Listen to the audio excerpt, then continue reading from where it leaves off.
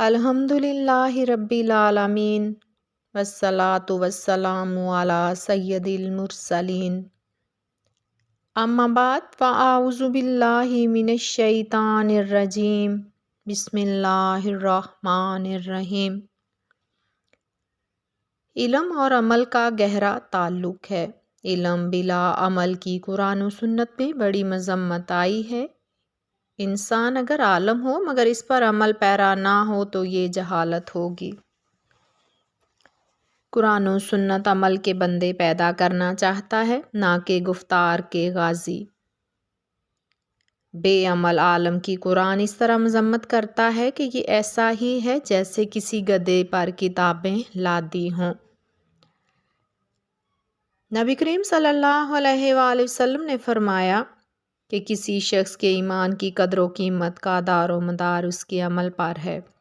اگر عمل موجود ہے تو اس کا ایمان بھی افضل ہے۔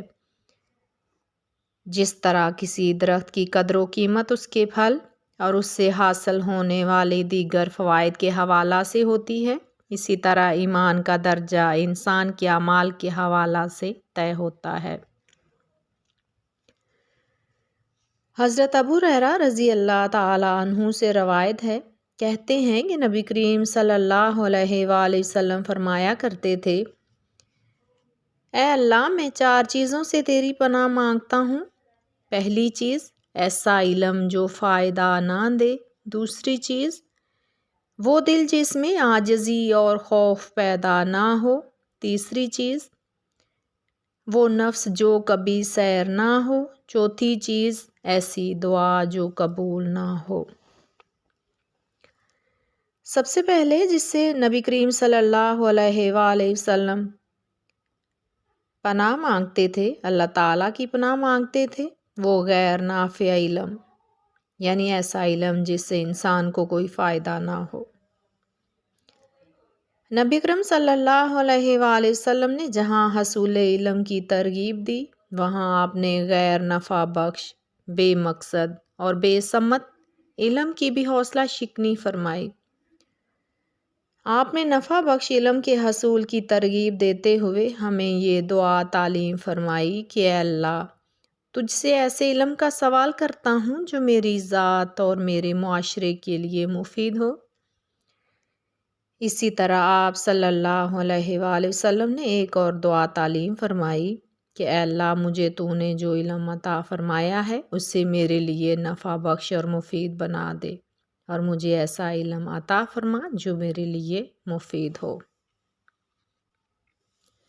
اس کے مقابلے میں آپ صلی اللہ علیہ وآلہ وسلم نے غیر مفید، غیر نفع بخش اور بے مقصد علم سے بچنے کی اس دعا کی تعلیم دی، اے اللہ، میں تجھ سے تیری پناہ مانگتا ہوں ایسے علم کی جو نفع بخش نہ ہو۔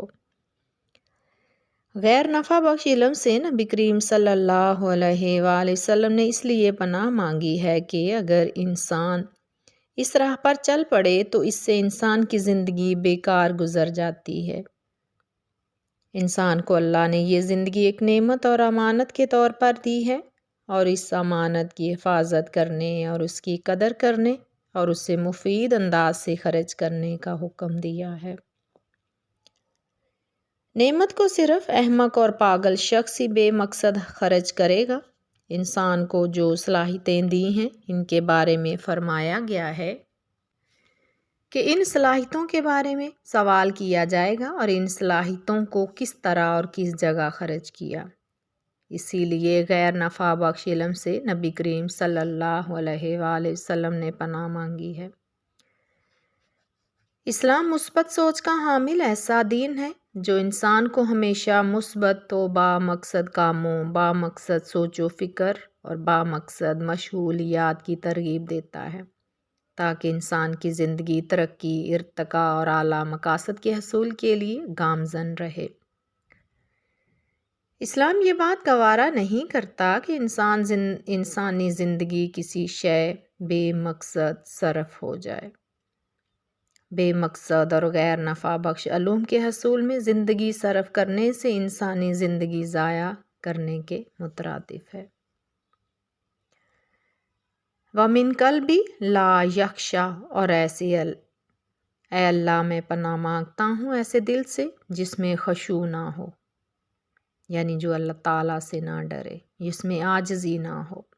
انسان کے طرز عمل اور کردار و اخلاق کا دار و مدار انسان کے دل کی کیفیت پر ہے۔ حضور صلی اللہ علیہ وآلہ وسلم نے فرمایا، انسان کے جسم کے اندر ایک لوتھڑا یعنی ایک ٹکڑا ہے جو اگر سنور جائے تو سارا انسان سنور جاتا ہے، اور اگر یہ بگڑ جائے تو سارا انسان بگڑ جاتا ہے۔ فرمایا یہ ٹکڑا انسان کا دل ہے، اگر دل میں خشیت اور خشوع ہو تو انسان سے اچھے اعمال سرزد ہوتے ہیں، اس میں نیکی کا شوق زیادہ ہوتا ہے۔ اس کیفیت کے مقابلے میں کسادت یعنی دل کی سختی ہے۔ اگر انسان کے دل میں کسادت اور سختی آ جائے تو اس پر نیکی کا کوئی تلقین اثر انداز نہیں ہوتا، اس کے لیے نیکی کا کام کرنا بڑا مشکل ہو جاتا ہے۔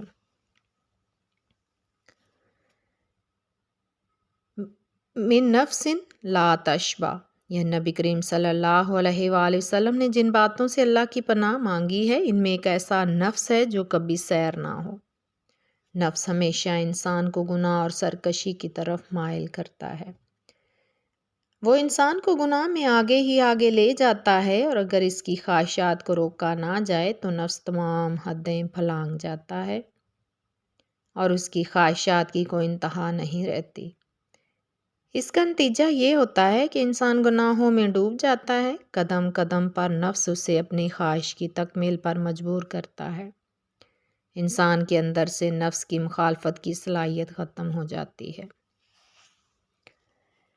نبی کریم صلی اللہ علیہ وآلہ وسلم نے فرمایا، میں ایسے نفس سے پناہ مانگتا ہوں جس کو سیری یعنی ہوس حاصل نہ ہو۔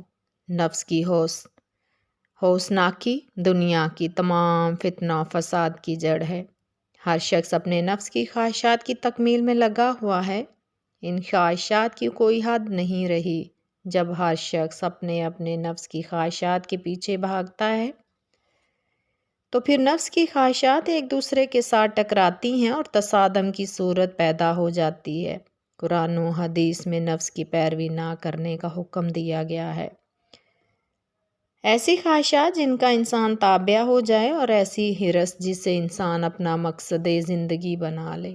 نبی کریم صلی اللہ علیہ وآلہ وسلم نے انہیں ہلاک کر دینے والی باتوں میں شامل کیا ہے۔ سورہ فرقان میں نفس کی پیروی کو شرک کے مترادف قرار دیا گیا ہے، کیونکہ انسان اللہ کا حکم ماننے کی بجائے اپنی نفس کی خواہش ماننے لگ جاتا ہے۔ اس شخص کو کامیاب کہا گیا ہے جو اپنے نفس پر قابو پا لیتا ہے اور اپنے نفس کو پاکیزہ اور صاف کر لیتا ہے۔ نفس کی ہوس کو پورا کرتے ہوئے ہی تمام گناہ، جن میں صغیرہ کبیرہ گناہ شامل ہیں اور رشوت، حرام خوری، شراب نوشی، بدکاری جیسے گناہ شامل ہیں، سرزد ہوتے ہیں۔ اگر نفس کی خواہشات قابو میں آ جائیں تو گناہ بھی کم ہو جاتے ہیں۔ نفس کا مقابلہ کرنے کے لیے ہمیں مندرجہ ذیل ذرائع بتائے گئے ہیں۔ نمبر 1 روزہ رکھنا۔ نمبر 2 مال کی محبت کے مقابلے میں اللہ کی محبت کو جگہ دینا، یعنی مال کو اللہ کی راہ میں خرچ کرنا۔ اور نمبر 3 رات کے ایک حصے میں نیند کو چھوڑ کر اللہ کی عبادت کرنا۔ نمبر 4 اپنی خواہشات نفس کو زیادہ سے زیادہ کم کرنے کی کوشش کرنا۔ نمبر 5 نفس سے تکبر ختم کرنے کے لیے ایسے اعمال کرنا جن میں نفس کی کشی پائی جائے، اور ایسی دعا سے پناہ مانگی، اللہ کی پناہ مانگی جو سنی نہ جائے۔ اللہ تعالیٰ نے گرچہ قرآن مجید میں اعلان فرمایا ہے کہ جب لوگ مجھے مدد کے لیے پکارتے ہیں تو میں ان کی پکار کو سنتا ہوں اور ان کی دعائیں پوری کرتا ہوں۔ اللہ کے بارے میں قرآن مجید میں ہے، اِنَّکَ سَمِیعُ الدُّعَاء، بے شک تو ہی دعائیں سننے والا ہے۔ دعا ہی وہ ذریعہ ہے جس سے انسان اور بندے کے درمیان تعلق قائم رہتا ہے۔ سورہ ابراہیم میں فرمایا، اے ہمارے رب ہماری دعا قبول فرما۔ لیکن اس کے ساتھ ہی نبی کریم صلی اللہ علیہ وآلہ وسلم نے بعض ایسے مواقع کا ذکر کیا کہ انسان جب دعائیں کرتا ہے لیکن اس کی دعائیں قبول نہیں ہوتی۔ ان میں سے ایک یہ ہے کہ حضور صلی اللہ علیہ وآلہ وسلم نے فرمایا، ایک ایسا شخص جو طویل سفر کر کے مقدس مقام پر ایسے حال میں جاتا ہے کہ اس کے بال بکھرے ہوئے ہیں اور جسم کپڑوں پر گرد و غبار پڑا ہوا ہے، وہ آسمان کی طرف ہاتھ اٹھا اٹھا کر دعا کرتا ہے کہ اے میرے رب، اے میرے رب، اور اس کی حالت یہ ہے کہ اس کا کھانا حرام اور حرام ذرائع سے حاصل شدہ ہے، اس کا لباس حرام ہے اور حرام غذا سے اس کا جسم پلا بڑا ہے، تو اس آدمی کی دعا کس طرح قبول ہوگی؟ وہ دعا بھی قبول نہیں ہوتی جو صرف اپنی ذات کے لیے کی گئی ہو۔ اس طرح جس دعا کے ساتھ نبی اکرم صلی اللہ علیہ وآلہ وسلم پر درود نہ پڑھا گیا ہو، وہ دعا بھی معلق رہتی ہے۔